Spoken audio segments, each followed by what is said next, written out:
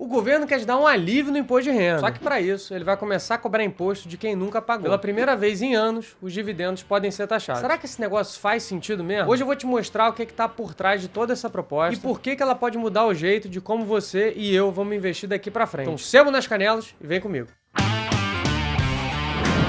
Fala, maninhos e maninhas, como é que vocês estão? Maninho por aqui. O papo de hoje vai ser super tenso, hein? Até troquei o ambiente, vim até pro escritório porque o negócio vai ser bravo. Estão querendo taxar o nosso amado dividendo. Mas vamos com calma pra gente entender essa bagaça toda primeiro. Vamos lembrar de algumas coisas aqui, ó. Durante a campanha política do governo atual, prometeu-se que iam brigar pra poder diminuir o imposto de renda pra quem ganhava até 5 mil reais. E assim, ele realmente tá correndo atrás pra poder fazer esse negócio acontecer, o que é ótimo. Só que eu quero deixar uma coisa muito clara. Essa isenção aí já devia acontecer, mas ó, tem muito tempo. Porque tem anos que a tabela de imposto de renda não é reajustada. Se a gente fosse reajustar para os dias de hoje, quem já ganha um pouco mais do que 5.100, 5.200, já não devia pagar o imposto de renda. Como essa galera paga, por mais que o salário ano a ano fosse reajustado pela inflação, essas pessoas continuavam a ver o poder de compra delas caindo. Porque imagina assim, antes ela tava numa alíquota que ela não pagava imposto de renda, conforme ela foi melhorando o quanto ela ganhava e a tabela não foi reajustando, o que aconteceu? Ela começou a entrar agora num lugar onde ela começava a pagar imposto. Então sim, na minha opinião é super justa essa ideia pra gente reduzir a carga tributária. Só que, galera, não tem almoço grátis. Com a isenção, segundo os dados do governo, 10 milhões de brasileiros vão ser beneficiados. Só que com isso, o governo deixa de arrecadar 27 bilhões. Então como é que ele vai compensar esse negócio? Pensa assim, para nós, meros mortais, se a gente tivesse uma redução em parte da nossa receita, qual que é a primeira coisa que a gente ia ter que fazer? A gente ia ter que olhar para os nossos gastos e ver o que a gente ia cortar, porque agora a gente está ganhando menos. Só que será que é isso que o governo vai fazer para poder compensar a ajuda que ele tá te dando? Não, né? Não é isso que ele vai fazer. E eu coloco essas aspas aqui porque, pra mim, esse reajuste no imposto de renda já tinha que acontecer todo ano. Só que, diferente da gente, o governo tem uma facilidade pra gerar novas receitas. O que ele faz? Ele cria outros impostos, que é exatamente o que ele tá fazendo agora. No dia 18 de março, o governo enviou ao Congresso uma proposta para poder isentar a taxação de imposto de renda das pessoas que ganham até 5 mil. E dentro dessa proposta, ele também colocou que vai mudar as regras sobre os dividendos para poder compensar essa perda de receita que ele tá dando do outro lado. A ideia aqui é começar a taxar quem recebe esse dinheiro que hoje é isento de tributação. É isso mesmo que você escutou. Aquele dinheiro que o investidor recebe das empresas pode passar a ter imposto. Mas calma, sem desespero, porque tem algumas regrinhas aqui que a gente vai falar. Presta atenção. Primeiro ponto. A proposta do governo é taxar os dividendos de pessoa física a partir de uma alíquota progressiva. Vai começar em 0 e vai chegar até 10%. Eu vou colocar aqui uma tabelinha para você ver e ficar mais fácil. Saca só. Se você receber aí uma renda de até 600 mil reais, que vai dar 50 mil por mês, você não vai pagar nada. Se você receber de 600 mil reais e 1 centavo até 750, você vai pagar 2,5%. De 750 e 1 centavo até 900, você vai pagar 5%.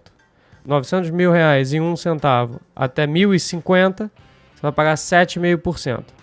E acima de 1.050, lá até 1.200.000, vai pagar 10%. Que é a maior taxa aqui. Ou seja, quem está nessa última linha vai deixar de colocar no bolso, no mínimo, 120 mil reais por ano. E ele vai ter que pegar esse dinheiro para poder pagar para o governo. Segundo ponto aqui, pelo que eu li, esses valores são por empresa. Então, se você recebeu essas quantias, só que de forma dividida, um pouco da empresa X, um pouco da empresa Y e assim vai, se nenhuma quantia que você recebeu ultrapassou os 50 mil por mês, você vai estar isento do imposto. Então, aqui a gente já começa a ver que para a grande maioria dos investidores não vai mudar muita coisa. A gente vai continuar a não pagar imposto sobre os dividendos. Agora, para o dono da pequena ou média empresa que tirava o salário dele a partir dos dividendos, que antes eram isentos, esses aí vão sofrer com essa mudança. E aqui já tem um porém, tá? A gente fala que os dividendos são isentos, mas na verdade, na essência mesmo, eles não são. Antes de 1995, mais ou menos, os dividendos eles eram taxados. Só que aí depois desse ano, para poder simplificar a fiscalização, o governo pegou o imposto que antes entrava nos dividendos e juntou com outros impostos que a empresa já pagava. Então, no final do dia,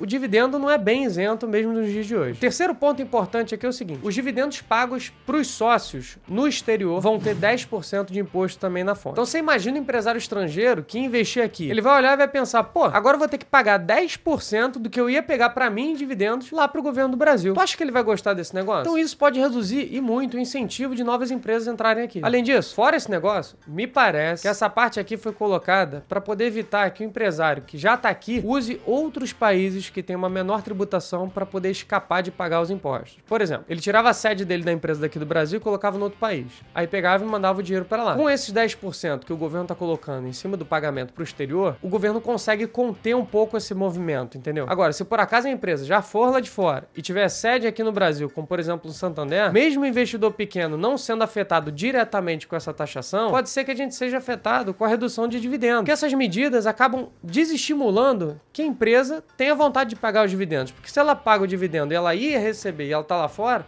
ela já vai tomar 10% na cabeça. O último ponto importante sobre essa proposta é que tem algumas coisas que continuam isentas, tipo os fundos imobiliários, títulos públicos, etc. Isso daí não vai ser afetado. A ideia dessa proposta aqui é começar a partir de 2026. Só que eles vão fazer meio que uma antecipação no ano de 2026, vão cobrar o teto, lá os 10%, para depois, em 2027, entrar assim naquela tabelinha que a gente mostrou aqui, que a gente falou. E se por acaso ele tiver feito alguma cobrança indevida, ou seja, excedente, ele vai pegar em 2027 e vai restituir o imposto. Segundo o Ministério da Fazenda, 141 mil contribuintes vão ser afetados por conta dessa mudança, o que seria em torno de 0,13% do total aqui de contribuintes. Eu já vou falar o que eu acho disso tudo, tá? Mas se você chegou até aqui, antes de eu te dar a minha humilde opinião sobre essa proposta, se inscreve aqui no canal e chapuleta esse sininho pra gente conseguir se tornar uma das maiores comunidades de investidores desse nosso Brasilzão. Então vamos lá, direto e reto. Qual que é a minha opinião sobre esse negócio todo? Vou ser 100% transparente com você. Tem muita gente que acha que essa política Robin Hood de taxar os ricos para poder subsidiar os pobres é muito bacana. E de verdade,